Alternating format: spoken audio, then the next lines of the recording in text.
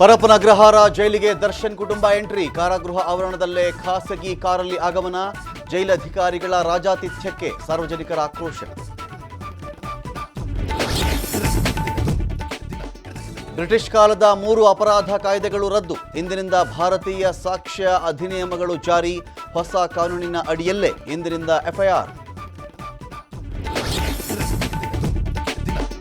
ಹೊಸ ಕಾನೂನುಗಳನ್ನು ಬಲವಂತವಾಗಿ ಅಂಗೀಕರಿಸಲಾಗಿದೆ. ಮೋದಿ ಸರ್ಕಾರದ ಈ ಬುಲ್ಡೋಸರ್ ನ್ಯಾಯ ಒಪ್ಪಲ್ಲ.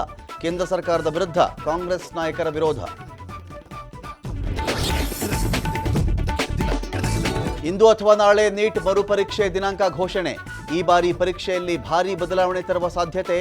ಇತ್ತ ಅಕ್ರಮ ಕುರಿತು ಮತ್ತೋರ್ವ ಆರೋಪಿ ಅರೆಸ್ಟ್.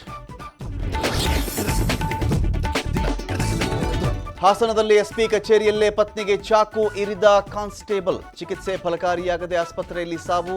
ಶವಾಗಾರದ ಬಳಿ ಮುಗಿಲು ಮುಟ್ಟಿದ ಕುಟುಂಬಸ್ಥರ ಆಕ್ರಂದನ.